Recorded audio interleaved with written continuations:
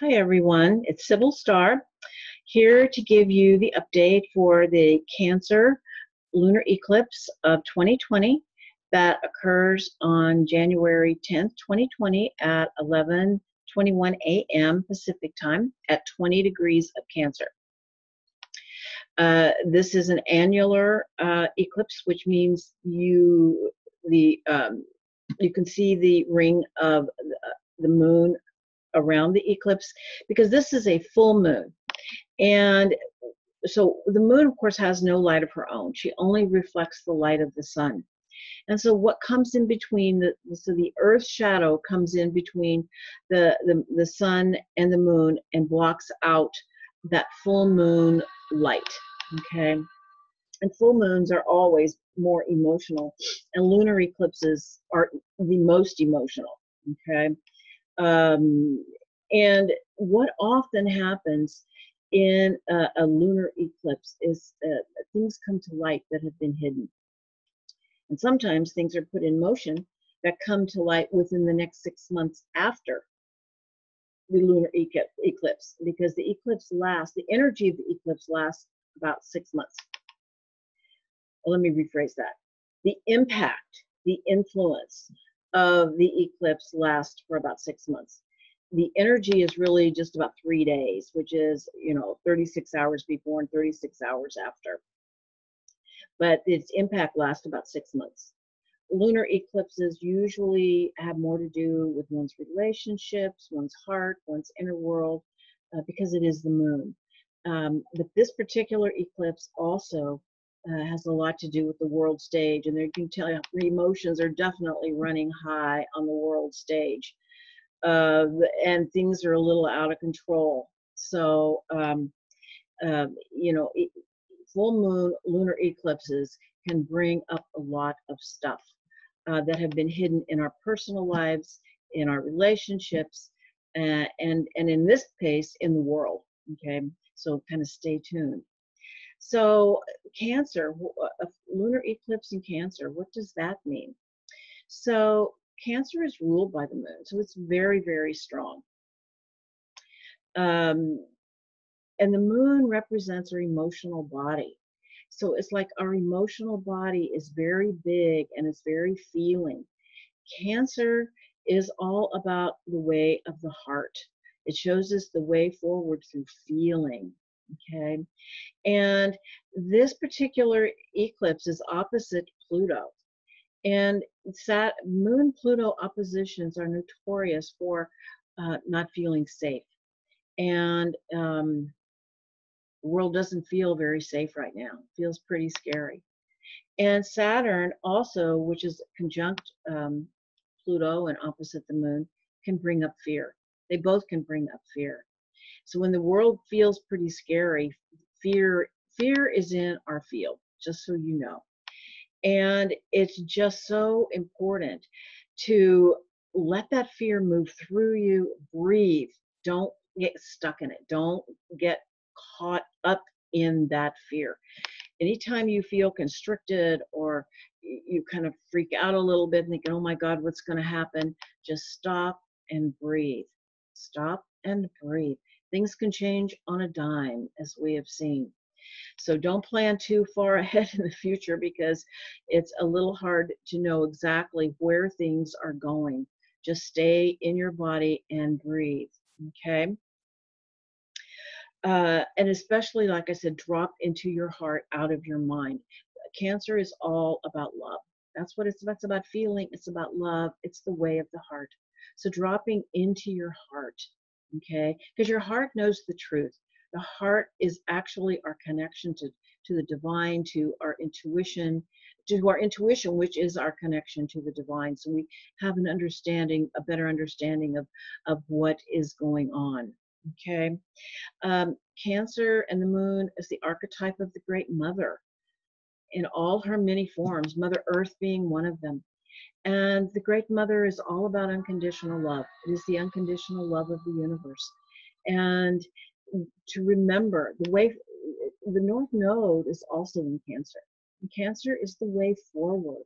So it is the way of the heart. It is the way of the mother. It is about keeping our hearts open in these challenging times, because that is what will change the world. Okay. The more we step into fear, the more we step into what the past has been, the more we open to love, the more we can change our future and change our world, because that's what it's all about. We're aligning our energy with Mother Earth, and Mother Earth is energy of love at her core. Okay. Cancer is about self-love. So it is a time to also take care of yourself. If if you need to take a bath or whatever you need to do just for your self-care, also about setting good boundaries. Cancer, the shadow side of cancer is getting lost in others. Okay. And it's easier to take care of others than to say, this is what I need. So it's really important to recognize what you need, what your heart needs at this time, and to allow yourself to have it. Okay. And to just know that full moons and especially eclipses, things are just very emotional. So family, friends, world around you could be very emotional. This lunar eclipse is also in a trine to Neptune. And the moon is in her own sign of Cancer. And Neptune is in its own sign of Pisces. They're both water signs. They have a lot to do with water. They have a lot to do with the emotion. Neptune is called the great cosmic sea, that place where we are all connected. So it is, as we open our hearts, it is about feeling the suffering of others. Just like, in Australia, and the suffering of the people there, and the animals, and the land, and the fires. It's like we can't turn that off. It's the only way we make change is when we feel it. And so this is a time to keep your heart open. The ancient symbol for Cancer is the turtle. And just like the turtle, Cancer has a very soft inner part. Okay, the heart is very soft. And we need that softness in the world right now. We need that love. Okay. And as it's connecting to Neptune, Neptune expands it to the whole world. So I would say doing prayer meditations where we encompass the whole world in love is something right now that could be very, very effective. And I would say for the next 6 months, just know this energy is present, and that it will go further and blanket this world with love. Okay. We have 7 points in Capricorn right now. And we have the sun, Mercury, Ceres, Saturn, Pluto, Jupiter, and the South Node. And the sun, Pluto, Saturn, Ceres, and Mercury are all conjunct, with from 20 to 22 degrees, basically. It's a very tight conjunction. Capricorn, a lot of masters were born in the sign of Capricorn. And all of these planets in here tells me this is a master teaching in Capricorn at this lunar eclipse, and actually just to start the whole year. Okay. And what are the teachings of Capricorn? Capricorn tells us, first off, its lessons are always about a new level of maturity. So there's a piece about growing up here. I've used this before, putting on your big girl panties. I mean, it's what it's about right now. On one hand, but we also have the other side, which is Cancer, which is about self-love. So I'm going to say it is about emotional maturity. Okay, it's about growing up emotionally. Okay, owning our stuff, and yeah, owning our stuff, standing in our strength. Capricorn, is the opposite of Cancer, where, Cancer, well, I talked about it being unconditional love. Capricorn is that energy that says, you're 21, I love you, you're 21, go out and get a job. Okay, so we're balancing that energy. Capricorn is a manifesting energy, and it is a really good time to set goals. And recognizing that with Capricorn, there's always a mountain to climb. And it feels like with okay, on one hand, like I talked about, this being personal energy. On the other hand, bringing the Saturn-Pluto conjunction, bringing it into the world stage. So I'll just first talk about the personal energy. So it feels like this personal energy, it is about healing trauma. It is, Capricorn has a lot to do with the patriarchal paradigm. And the South Node of is in Capricorn. And the North Node is in Cancer. It's our way forward. The South Node is the place where we are releasing. And there are things we're bringing forward that need to come but it is about releasing a lot of old baggage. And so to me, it feels like it is that wound, the patriarchal wound, that two things. One, it has to do with releasing the concept of original sin. Okay, that somehow we came into this world flawed, because the way forward is the way of the heart, and it is about self-love. And that original sin is just not true. We are not flawed coming into this world. And so whatever it takes to recognize where you are judging yourself and feeling yourself less than is really what needs to come to the surface to be healed. And it is healing that trauma. It is, and that is the trauma. That is the patriarchal trauma on some level. And it comes through our families, it comes through our ancestors, it comes through, our institutions, that somehow we're not worthy. But some people are more worthy than others, that some people matter more than others. So, this is the wound coming through, and it is a collective wound as well as a personal wound. And to know that it's, we are not responsible for our trauma, but we are responsible for healing it, because that's how the world heals. And and I feel like this is the hard work that this lunar eclipse is bringing to light. There's a lot more in the whole year, but this particular small piece is very much about healing. And it's about healing, and as our First Nations people say, when we heal ourselves, we heal 7 generations before us, 7 generations after us, and Mother Earth. And Capricorn is an earth sign. Capricorn is very aligned to the earth and coming up with practical solutions to our problems. But there is a piece of healing that needs to be done personally, as well as collectively. And I will get to the collective wound as well. And so it is about loving yourself, being kind to yourself, and recognizing the places where you're still carrying that old imprinting of somehow not feeling good enough. Okay, and however you go about healing that. Now, this Saturn-Pluto conjunction that happens on January 12th. It happens every 32 to 38 years. It's basically 3 times a century.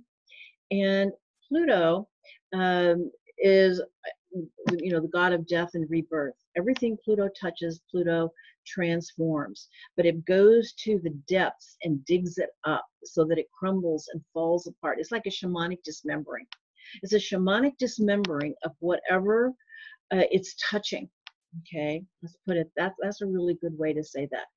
And when Pluto was transiting through Sagittarius, and Sagittarius has to do with religion, theology, when Pluto was transiting through Sagittarius is when the Catholic Church pedophilia scandal came to light. And so now it's transiting through Capricorn. Capricorn has, like I said, has a lot to do with the patriarchal paradigm. And it has to do with the structures that we have built that support our lives, especially things like our governmental institutions, political, medical, military, financial, corporations, all of these kinds of things that are kind of like the bones of our civilization, the structure. Pluto is going down there and showing us the corruption, where the decay is, okay? And Saturn is the Lord of karma, showing us that we reap what we have sown, okay? What is our harvest? And so personally, of course, that also has an impact, but collectively is really showing up right now. What have we sown? And so it is a time to deal with that. Um, Saturn in Capricorn also has to do with consensus reality. And we have an opportunity to redefine consensus reality in these Pluto Saturn times. And so I'm going to share just a couple of interesting things of history about this particular aspect. So you have a better understanding of just what a big deal this is. And that it's happening right in this eclipse. The eclipse is really magnifying it. And so, well, first off, back to it, another meaning of it is um, there are teachings around responsible use of power and resources. Okay, so needless to say, in Pluto Saturn times, wars frequently happen. There is kind of a reshuffle, a geopolitical reshuffling in the world. And so Pluto and Saturn were conjunct in 1914 in Cancer, and that was the First World War. Um, it was conjunct. They were conjunct again in 1947 in Leo, and Leo has a lot to do with power. It's one of the signs of power. So a reshuffling of the power and resources in the world after the Second World War came the Cold War, the creation of Israel, and that's when they got their charter, was in 1947, and partition of India and Pakistan, as well as a lot of new inventions happened during that time. A lot of the technology that was created for the war was then put to use in the civilian world with a lot of advances. A lot of people I know were born during this time, and most of them are usually one of their teachings is around responsible use of power and resources. Okay. In 1982, there was a Saturn-Pluto conjunction in Libra. Libra has to do with relationships and who we love. And what was happening then? Well, it was the AIDS epidemic. Of course, it was horrible. And so many people were impacted and hearts broken, and people lost and people suffered. But it did bring the transformation of our consensus reality around gay and lesbian people. I mean, look at where we are today, 38 years later, in the next Pluto-Saturn conjunction. So we do have the potential to change our consensus reality. And 500 years ago was the last time Pluto and Saturn were together in Capricorn. It was in 1518. And what was happening in 1518? It was the colonization of the Americas. The planning of the conquest of Mexico happened in 1518. He didn't actually go until 1519, but he planned it in 1518. So, and we know slavery was in full swing. There was the doctrine of discovery. And so it feels to me like there is a closure that needs to happen here. This is the end of a 500-year cycle, and we have an opportunity to make different choices. Okay, and on one hand, how we come to resolution is to, 1, admit there is a problem, 2, apologize, 3, make amends, 4, ask for forgiveness. And these are the steps. And with our native peoples, Capricorn is closely related to native peoples as well. Edgar Cayce saw that. And then when you think about indigenous people, especially of the Americas, grandfather, respect, maturity, responsibility, wisdom, those are all attributes we think of. And so it just feels to me like this is a part of our history that if we can come to closure if we do the right things. And that ancient wisdom needs to come forward because we need it now. And so these are some, and so we can have another transformation in consensus reality with the bringing in of the ancient wisdom and recognizing the importance of the indigenous peoples and their leadership in this time in our lives. Um, and of course, once again, we know that we're in some very, challenging times right now. And the other piece of that is that this Pluto Saturn piece, it also says to me, it is about standing in our own power. These are not just about leaders. It is about us and how we give away our power. And we have done that in our governments, believing that people were working for our good when they are not. And so it really is about waking up and realizing the power of the people. That's what is coming. And so we are building and healing some things right now. We are healing some things right now that we need to move so that we can move forward. And just a couple of more pieces here, and that is Mercury is also conjunct this eclipse in Saturn and Pluto. And Mercury is the god of the mind. And so it tells us, one, that our words and thoughts are power. They create, energy follows thought, and that we are responsible for our words. And so to be careful of how we use them. And it's opposite the moon in Cancer, which is always let them come from our heart. The truth comes from our heart. It comes from the heart, then through the mouth. And the other piece is with Pluto and Mercury conjunct, it is about questioning everything. Recognize or knowing that you have the ability to see below the surface. It is about listening with your heart, because your heart knows the truth. And if something doesn't feel right, it's not right. Even if you don't know what is right, stay open to the possibilities of the truth coming in.